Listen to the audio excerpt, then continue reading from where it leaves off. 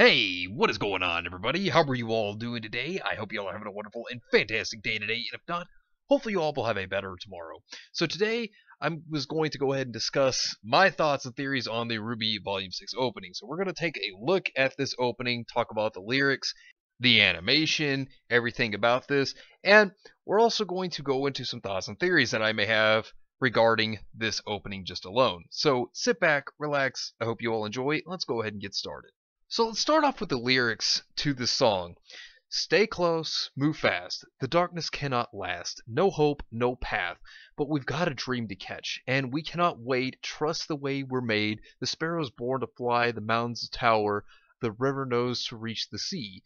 Rain will help the flowers be. We're the same, you and me. The lightning doesn't take advice from anyone. The willow doesn't need to learn to stand. As sun seeks day, we'll find our way, and we'll catch the dream together. Someday soon, we're rising like the moon.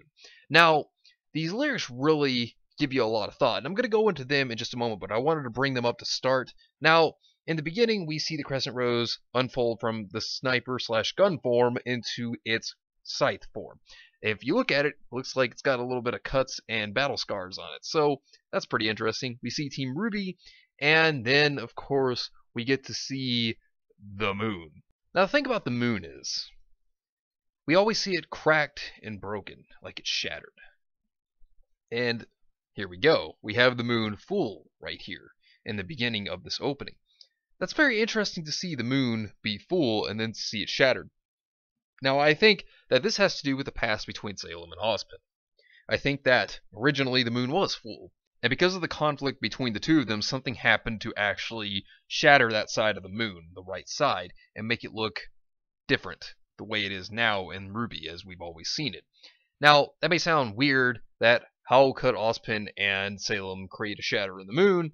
Well, that's really left to be told, and that's kind of a theory I have, is that it had to do between Ostman and Salem, that there was something that went on between the two of them in the past, while they have been fighting this war over thousands of years, that has led the moon to actually be scarred in the way that we see it now, that we see this shatter, this broken piece to the moon. So I think that this has to do with their conflict, because I can't really see it having to do with anything else, and considering that the moon is starting to be a symbol here in this opening, I feel that the moon itself is supposed to symbolize the past and the present, that we're going to be going between the two in this volume, that we will see the past be unraveled. And this is the way to show it, is that the moon being full is talking about the past, and then the moon being shattered is talking about the present. That's my take on the symbolism of the moon in the opening here. And then we get to see a lovely Renora scene, which will probably be one of the only ones, considering that Team Juniper has been separated from Team RWBY at this point, since the first episode. So I don't think we'll be seeing much action from them in this volume, except for whenever they go into past tense, because flashbacks may be the only way I can really see them being present while Team RWBY and Team Juniper is actually separated from one another. So that's the only way I'm going to see it happen until they reunite with one another. And in this scene, we actually do get to see a little bit of Crow's misfortune actually smack him in the face whenever we see the magazine that Oscar is actually reading go into Crow's face because of Jean's shield opening up. So there's that. And it's just a little humorous scene, I guess you could say. It's not that bad. Now, the next one is with RWBY and Weiss. I'm imagining them to play tag, I guess. Because that's a playful, happy, uplifting moment out of this situation. I guess they're trying to go for positivity here. Now, that's not bad, but I just think it's them playing tag, just having a little bit of harmless fun, because, you know, RWBY, she is pretty childish from time to time. She does like to play around and goof off, and it's good to see that personality out of her. Weiss, on the other hand, very high-spirited. Very interesting to see that. Now, Blake and Yang, that's another concern, considering that it seems, which I'm hoping they'll really dive more into later, the tension between their relationship, because the two of them have problems. Well, it's more so on Yang's behalf, because Blake herself was the one who ran away, and Yang had her issues with that, and they still have yet to be resolved. So I would say that over time we're going to see some tension in this volume between the two of them, because considering they're going through the harsh, wintry, environment, I could see that characters are going to start to get a little more maybe upset or impatient to try to make it to their destination, and it could build up upon stress, which could build up upon how Yang is actually feeling to finally tell Blake how she feels about how she left. So there could be that. And then we get to see a little glimpse of Adam. So this shows that Adam is still on their minds. I think that's supposed to be the symbolism here, is that it is supposed to be about both Blake and Yang here, because Adam is the conflict to both of them still. This is something they need to overcome for their character arcs to be complete. And for them to have their character arcs complete, they're going to have to face Adam. So at a certain point, this is showing you that Adam is going to come into this volume to be the opposition to Yang and to Blake. And then we have Maria Cadaverta. And the thing about her is she wears those lenses that allow her to see because she is blind without them.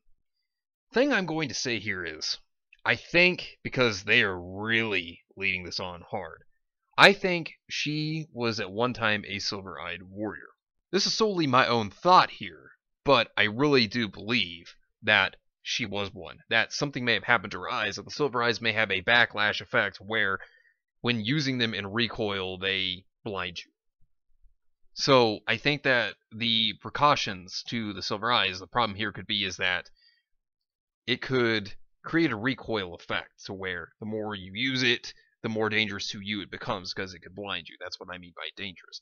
Now, I do believe Maria is going to be the one to teach RWBY how to use these silver eyes, and she may even have more of a story to be able to tell about the silver eyes, because when we see this, we see the lens actually start to focus in on RWBY when she's looking. So when we get that close up, we see RWBY. That's why I'm starting to think this is about RWBY and the silver eyes. So this is going to be a part of her character arc in which she needs. So thankfully, after all of our prayers and hopes, we are finally, which I'm hoping, are going to get an arc to RWBY because she needs it.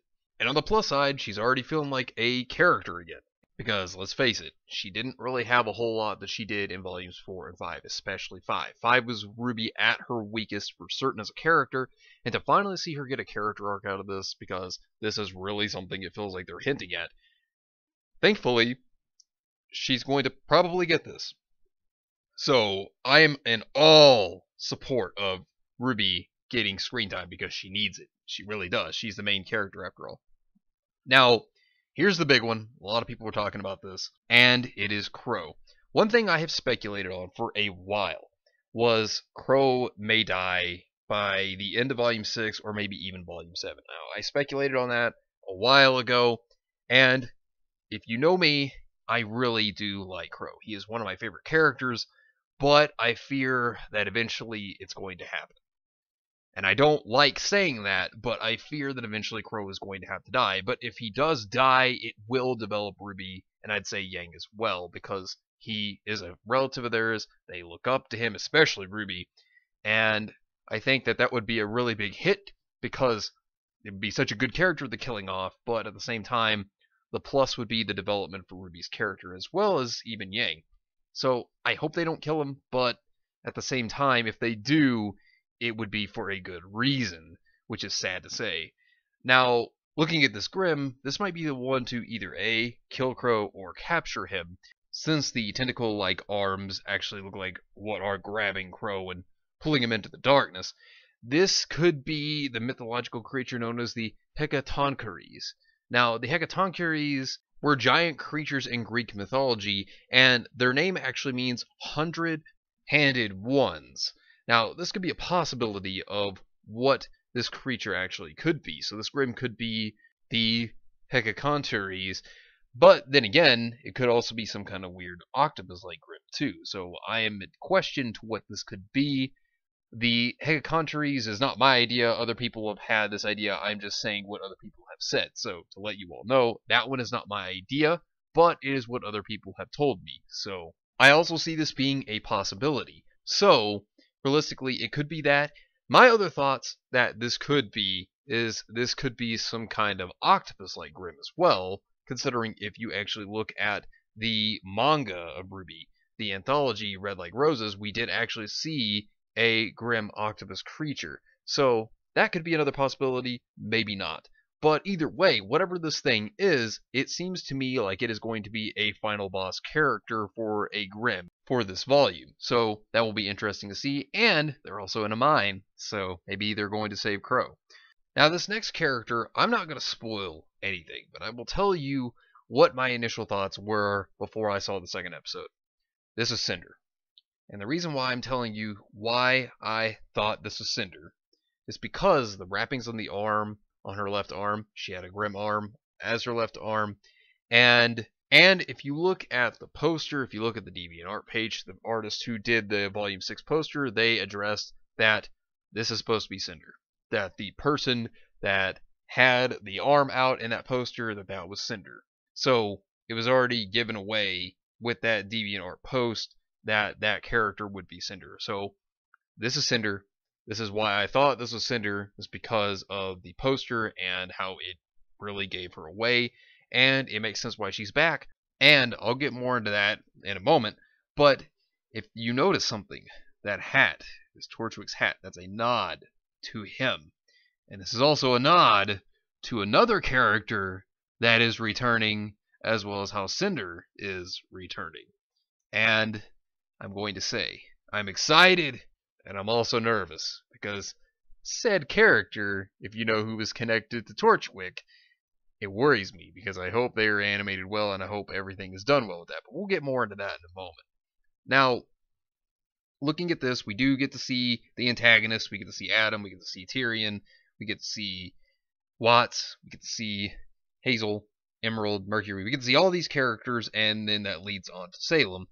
Now, I don't really think that other than maybe the Salem talking to them scene, or at least talking to Emerald, whoever she is talking to, I don't think that they are going to be vitally important aside from Salem addressing what she does that we have heard in the trailer.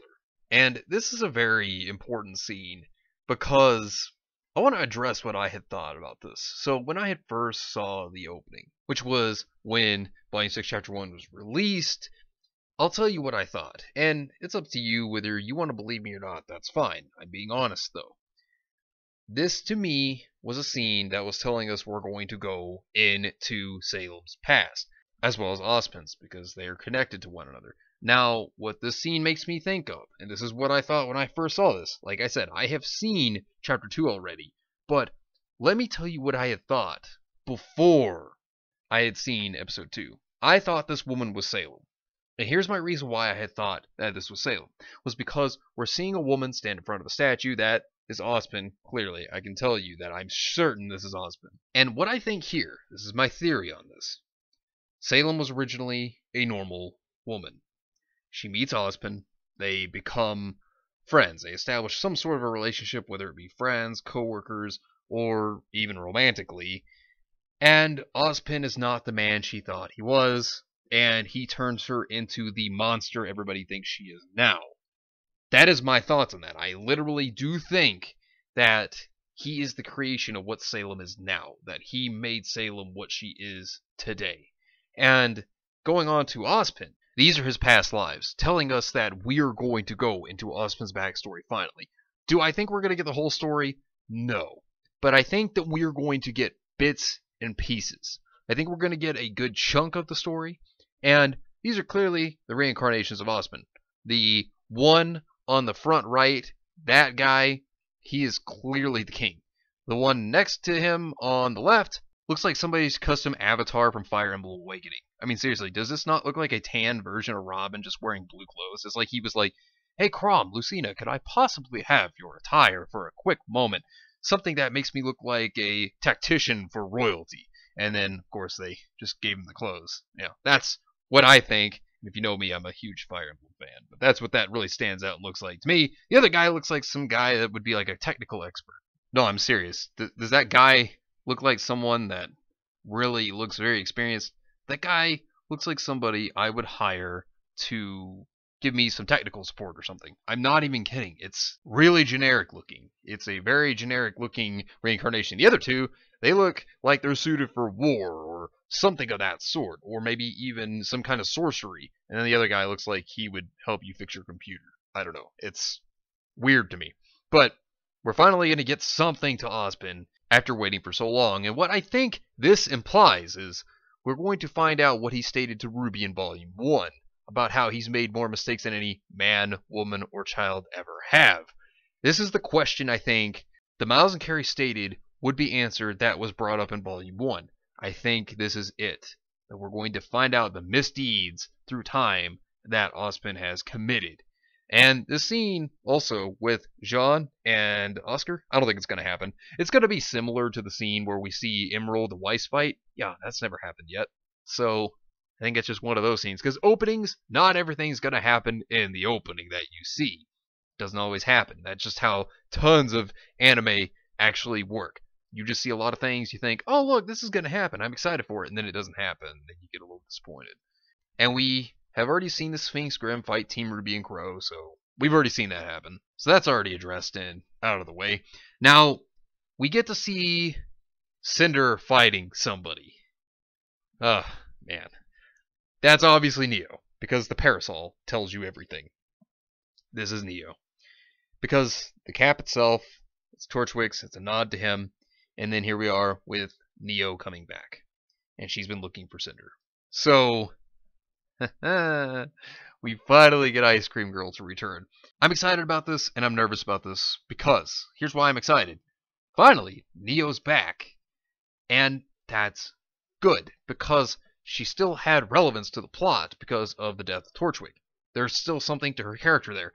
At the same time, I'm worried about the choreography, that they are not going to make her as fast as she was. That is where I'm scared. And I hope her fighting style is as beautiful as it ever has been. And I will be excited to see Cinder fight Neo. This is something I do want to see. I just hope it's magnificent. I really hope this is the most beautiful and best fight in Volume 6. I really hope it is. I want to see this be a spectacular fight because we know it's coming. And I am just hoping this is the best fight in Volume 6. I'm just hoping that this is fantastic in general. But please, be good.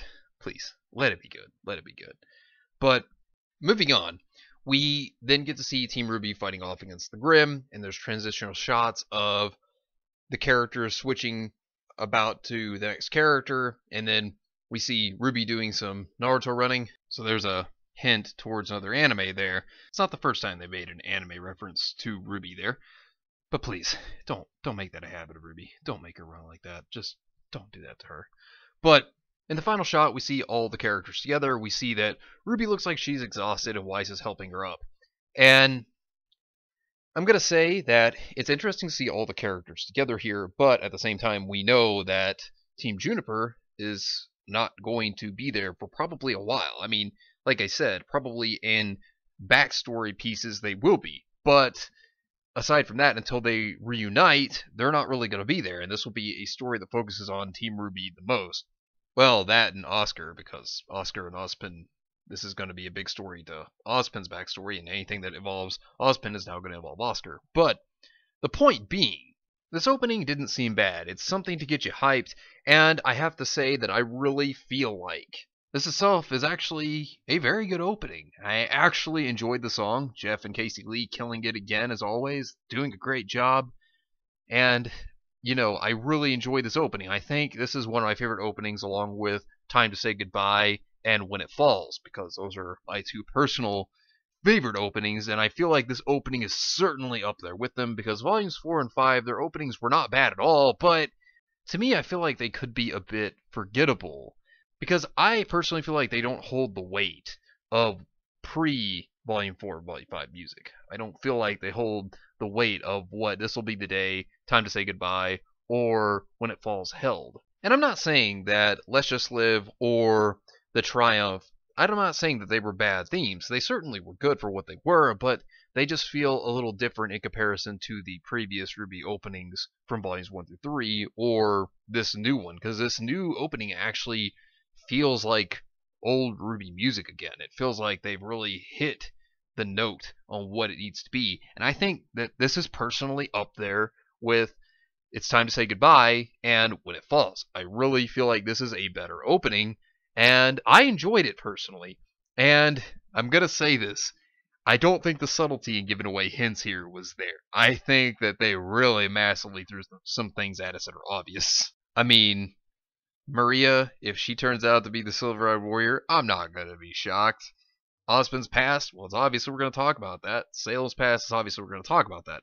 So, what really gave it away was the animations. It wasn't the music. This time, because the Triumph, well, the Triumph tells you what was going to happen. So I really feel like that was what gave it away in Volume 5, that the protagonists were going to win, and then I feel like the animations, which are not bad, I am not complaining about this at all, they do give us some really good hints to be hyped up for. So it's not really a bad thing that they did this, but I really feel like if they wanted to be subtle about secrets, they could have really tried to make it a little more secretive. And I will say, the only thing that's weird to me is the Cinder nod there, because I think we all knew Cinder was going to come back. And to try to just hide her under the cloak, I think it's pretty obvious it's Cinder. I mean, it really gives it away because of the blade and the DeviantArt posts also saying it was Cinder. But anyways, let me know what you think down below. Do you agree? Do you disagree? Let me know in the comments down below. But anyways, thank you all for watching. I hope you all enjoyed. And if you did enjoy, hit the video with a like, subscribe if you want to see more content like this, and share this with your friends if you found this informative or useful. Well, anyways, I hope you all have yourselves a wonderful and fantastic day today. And remember, if today was not a good day, tomorrow could always be better. Take care of yourselves and everyone around you, and have yourselves a good one out there, everybody.